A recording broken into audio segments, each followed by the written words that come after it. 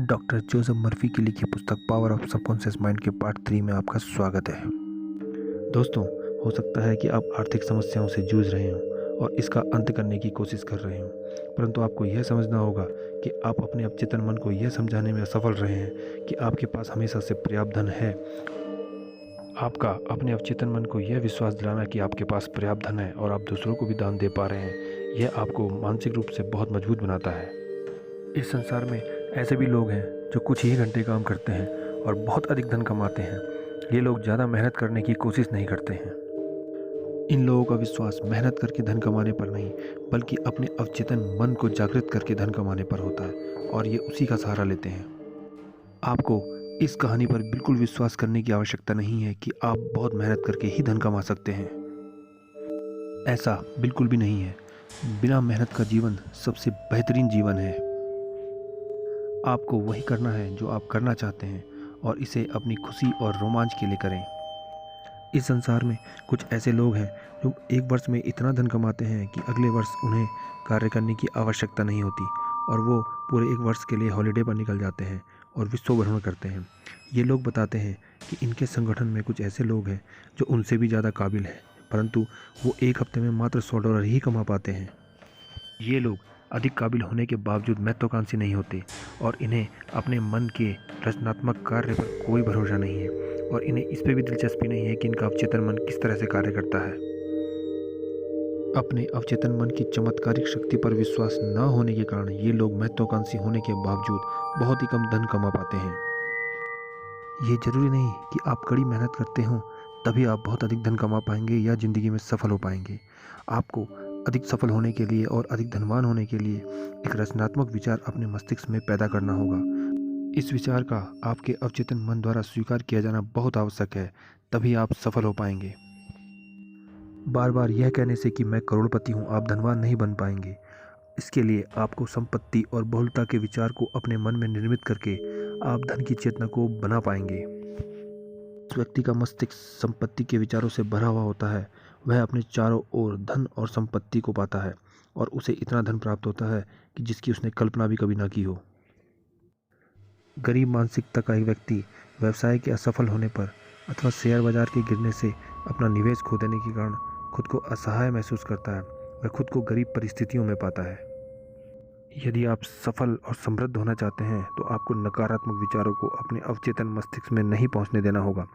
आपको धन, संपत्ति व समृद्धि के विचार को अपने अवचेतन मन पर स्थिर रखना होगा।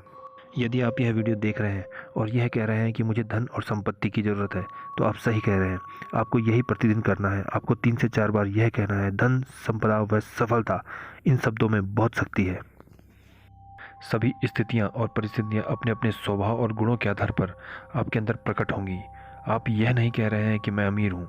आप अपने अंदर के वास्तविक शक्ति पर ध्यान केंद्रित कर रहे हैं। आपके मन में कोई भी विरोध और संशय नहीं है कि आप ऐसा नहीं कर सकते। जैसे ही आप अपना ध्यान अमीरी की ओर केंद्रित करते हैं, वैसे ही अमीरी का एहसास आपके अंदर बढ़ने लगता है।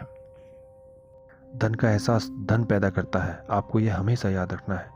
आपका अवचेतन मन एक बैंक की तरह है। इसमें जो जमा करेंगे वो बढ़ेगा।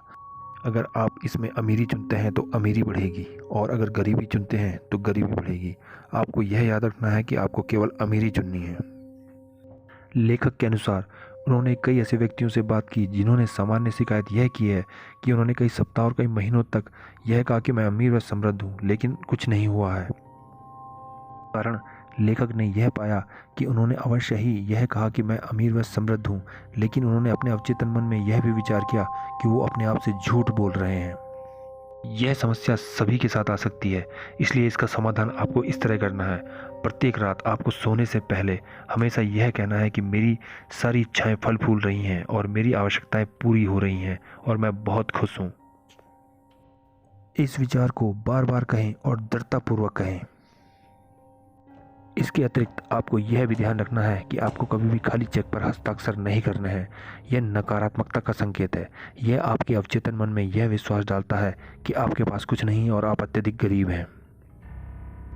आपका अवचेतन मस्तिष्क आपके नकारात्मक वाक्यों को एक प्रार्थना की तरह स्वीकार करता है और अपने तरीके से आपके जीवन में रुकावट, देरी व कमियां लाता है।